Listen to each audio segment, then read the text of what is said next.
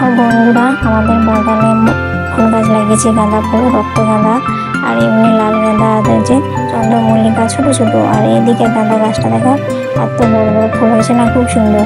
আর এত ফুল হয়েছে না, তোমাদেরকে না দেখালে মনে হচ্ছে ভালোই লাগছিল না। একবার তোমাদের সাথে এগুলো আমি শেয়ার করে দিই, তাহলে ভালো লাগবে। আর এদিকেও একটা বেশ বড় বড় গাঁদা আছে। এবারে অনেকগুলো গাঁদা ফুলের গাছ লাগাতে পেরেছি। তো আর এগুলো হচ্ছে অপরাজিতা গাছ আছে। গুড মর্নিং বন্ধুরা, welcome back to my channel Koyel ঘর ব্লগ চ্যানেলে তোমাদের সকলকে অনেক অনেক স্বাগত আর ভালোবাসা জানিয়ে ব্লগটা শুরু করছি। আশা করছি আজকের ব্লগটা তোমাদের বেশ ভালো লাগবে। ভালো লাগলে লাইক দিয়ে পুরো ভিডিওটা দেখার অনুরোধ রইল। তো এদিকে দেখো বন্ধুরা, সকালে যে বাসি কাজ সেগুলো আমার হয়ে গেছে। তো তার চান টান করে পুজো দিয়েও চলে এসেছি আর টিফিন খাওয়া হয়ে গেছে। তো এখন বেজে গেছে ঘড়ির কাঁটায় 10:30। এখন থেকে আমার ব্লগটা শুরু করছি। তো এদিকে দেখো পালং শাক নিয়েছি। তো পালং শাকটা ভাবলাম যে বেছে নিই, আর একটুখানি কড়াইশুঁটি নিয়েছি, সেটাও একটু বেছে নেবো। আর আগের দিনে কড়াইশুঁটিগুলো বেছে রেখে দিয়েছিলাম। আর আমরা বেড়াতে গিয়েছিলাম, বেরিয়ে এই যে আসলাম 2 দিন হলো। তো আজ থেকে আবার সেই ডেলি রুটিনে ফিরে আসে আমার। তো এদিকে দেখো শাকগুলো বেছে নিই। আর ওপাশে আমি কিন্তু ভাতটা ডালটা বসিয়ে দিয়েছি। তারপরে আস্তে আস্তে করে রান্না করব, দেখি কি রান্না করা যায়। আর আমার মেয়ে তো জানো তো, ও মাছ মাংস এসব খাই না। আর আমরাও সেই জন্য ও খাই না বলে আমরাও খাই না সেরকম, মাঝে মধ্যে খাই। তো ওর জন্য পনিরটা আনা থাকে, বিশেষ করে 2-3টে করে প্যাকেট নিয়ে আসে, তো পনিরে রান্না করে দিই। আর আমার মেয়েকে যে কোনো পনিরের রান্না করে দিলে ও খেয়ে নেয়। কিন্তু এবার আমি তো যেহেতু মা, আমি তো জানি ও পনিরের কি রকম করে রেসিপিটা বানাতে হবে, তাহলে ও খাবে। কিন্তু এমনি পনির রান্না করে দিলে ও খাবে না আবার। তো এইদিকে দেখো পালং শাকগুলো আমি বেছে নিই। তো পরিস্থিতি যেমনই হোক, সব পরিস্থিতির মধ্যে নিজেকে মানিয়ে নিতে হবে, না হলে কিন্তু তুমি কখনো কোনো কাজে সফল হতে পারবে না। তো আর সংসারের কাজ করতে আমাদের কখনো বিরক্তি করা চলবে না। বিরক্তি যদি হয়েছে সংসারের কাজে, তাহলে কোনো কাজই সফল পাবে না। তো সংসারের কাজটাও যেন আমাদের কাছে যেন একটা দায়িত্ব। তো সবার খেয়াল রাখা, সবার মানে সবকিছুটা নজর দেওয়া, সংসারের সব কাজ পরিপাটিভাবে গুছিয়ে করা। তো যাই হোক, আমি নিজের সংসারের কাজগুলো এত ভালোবেসে করি বলে আমার কাছে কোনো মানে অসুবিধা হয়নি। তারপরে কি বলতো, আমি নিজে হাতে করি, তো তারপরে আমাদের বাড়ির যে সদস্য আছে সবাই যদি একটুখানি হেল্প করে, তাহলে খুব সুন্দর হয় কাজটা আর কি। তো এদিকে দেখো কিছু পার্সেল এসে গেলো, তো ওগুলো মেয়ে ওপেন করে দেখছি। আর এদিকে আমি রান্নাটা বসিয়ে দিয়েছিলাম। তো ওইদিকে একটা 5 মিশালি সবজি করেছি। আর এদিকে দেখতে পাচ্ছ এই যে কড়াইশুঁটি। আর এই কড়াইশুঁটি দিয়ে আমি কি করবো বলো তো, মটর পনির সেটা বানাবো।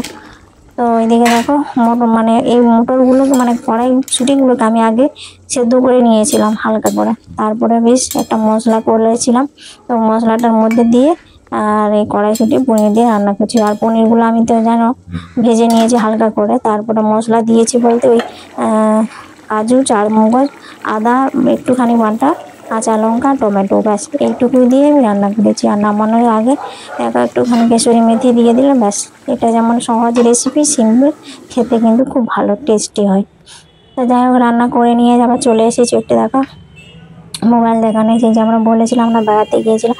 তো মোবাইল এত ছবি হয়েছে না, আমার মোবাইলটা হ্যাং করছিল। তাই ভাবলাম যে না, মোবাইল দোকানে গিয়ে আমাকে কিছু একটা করতে হবে। ছবিগুলো ডিলিট করা তো যাবে না, অনেক ছবি আছে, এগুলো আমাদের কাছে স্মৃতি হয়ে থাকবে। ছবিগুলো ডিলিট করে দিলে সব চলে যাবে, মনে হচ্ছে তখন আর ভালো লাগবে না। তাই আসলাম। তো দেখি পুরানো যদি একটা মোবাইল পাই সেরকম, তাহলে ওইটা একটা নিয়ে নেবো। আর আমার মোবাইলটা এত লোড হয়ে যাচ্ছিল না, সব কিছু পড়া, স্কুলে পড়া আছে, তারপর ড্রয়িং ক্লাসে ও যে স্যার পড়াতে আছে, তার এত কিছু আসে। তো সেই জন্য মোবাইলটা এমনিতে হ্যাং করে। আর এদিকে দেখো একটা অতিথি চলে এসেছে আমাদের বাড়িতে, বছরের শেষ দিনে নতুন অতিথি। তো এই বিড়ালটা না কোনোদিন আমাদের বাড়িতে আসে না, এতদিন আমরা এসেছি এখানে। তো কালকে দেখি না চলে এসেছে হঠাৎ। তো এসে এখানে মিয়াও মিয়াও করছে। তারপরে দেখছি না বিড়ালটা না একটু গলায় চোট লেগেছে। তো আমি যেই ডাকলাম, কি সুন্দর দেখো বিড়ালটা চুপি চুপি আমার পেছনে চলে আসলো। আর খুব খিদে পেয়ে গেছিলো। আর এইদিকে আমি বলি এখন কি দিব। আর আমরা এই মোবাইল দোকান থেকে আসলাম, এখন আমি ড্রেস চেঞ্জ করিনি। তো ওই জন্য ওকে একটুখানি বিস্কুট দিলাম খেতে। বিস্কুটটা খেলো, দিয়ে আর ওকে আমি ডাকছি আসতে, কিন্তু কি সুন্দর দেখো গায়ে হাত বুলিয়ে দিচ্ছে, কি সুন্দর ও আদর নিচ্ছে। খুব ভালো লাগছে বিড়ালটা। আমার মেয়ে বলছে মা বিড়ালটাকে রেখে দাও, আমাদের বাড়িতে পুষবো। এবার লোকের ঘরে বিড়ালটা চলে এসেছে ভুলে, তো কি করা যাবে, ওকে তো আর রাখা যাবে না। তো ওকে আবার কি করেছি, মানে ভাত দিয়েছিলাম, ও কিন্তু ভাত খায়নি। একটা মাছ দিয়েছিলাম, তো মাছটা খেয়েছে দেখলাম। তারপরে এই যে ম্যাং ম্যাং করছে আর এখানে বসে আছে, আমি যেখানে বসছি আমার পেছনে পেছনেই চলে যাচ্ছে। এদিকে দেখো, আমি গোপাল সোনাদেরকে চান করাচ্ছি, ও কি সুন্দর এসে ভাত টাত খেয়ে দেখো আমার পেছনে এখানে বসে আরাম করে ঘুমোচ্ছে। তো আমি যখনই ডাকছি না চলে আসে, আমার মেয়ে ডাকছে তখন ও আসছে না, খাবার দিচ্ছে ওর কাছে, খাবারও খাচ্ছে না। তারপরে তুমি ডাকো তোমার কাছে চলে যাবে। আর ওই যে এখন বললাম যে একটু অনেকটা দেরি হয়ে গেল, তারপরে আমি বললাম যে ঘুমিয়েছিল, এবার ওকে একটু দুধ দিয়ে দিই। দেখো বিড়ালটা দুধ খেয়ে নিচ্ছে এখন, কি সুন্দর। তো বিড়াল তারপরে চলে গেল, থাকলো না বিড়ালটা। আর এখন এই যে সন্ধে হয়ে গেছে, সন্ধ্যেবেলা সন্ধে টন্ধে দিয়ে এই যে একটুখানি কফি খেতে বসেছি, তো কফি খেয়ে নিই। আর সেটাই বলছিলাম বন্ধুরা, সংসারের কাজের প্রতি কখনো অবহেলা করতে নেই। সংসারে সবার সবসময় নিজের দায়িত্ব পালন করতে হবে। আর সংসারে কোনো কাজের উপরে বা কারো উপরে কোনো প্রতিবাদও করা যাবে না।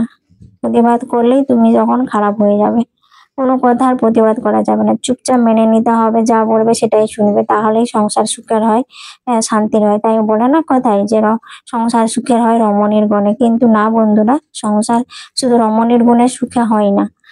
ছেলেদেরও মানে হাজবেন্ডেদেরও গুণ থাকে, কিন্তু সেই গুণটা যদি মানে হাউস ওয়াইফরাই শুধু করতে থাকে আর স্বামীরা যদি না করে, তাহলে কি সংসার সুখের হয় বলো? কখনোই হয় না। তো যাই হোক, তোমাদের সাথে আমি অনেক জ্ঞান দিয়ে ফেললাম, আমার যতটুকু আইডিয়া আমি সেটুকুই বললাম। আর ভিডিওটা এখানে শেষ করছি। ভালো লাগলে লাইক, শেয়ার, কমেন্ট এবং সাবস্ক্রাইব করে দিও। আর কেমন হয়েছে ভিডিওটা তোমরা অবশ্যই কমেন্ট করে জানাবে। আমাদের বাড়িতে নতুন অতিথি এসেছে, সেটাও তোমাদের সাথে শেয়ার করলাম। আর আমরা বেড়াতে গিয়েছিলাম, তো তার জন্য যে কিছু কটা জিনিস কিনে নিয়ে এসেছিলাম, সেগুলো কিন্তু শেয়ার করা হয়নি। তো কি কি নিয়ে আসলাম পরে অন্য একটা ভিডিওর মাধ্যমে শেয়ার করে দেবো। তো ঠিক আছে বন্ধুরা, সবাই ভালো থাকো, সুস্থ থাকো। তোমাদের নতুন বছরে সবার ভালো কাটুক, খুব ভালো কাটুক। আর সবাই ভালো থাকো, সুস্থ থাকো, এটা ঈশ্বরের কাছে কামনা করি। আর সবাইকে টাটা, বাই, দেখা হচ্ছে আবার একটা নতুন ব্লগে। বাই।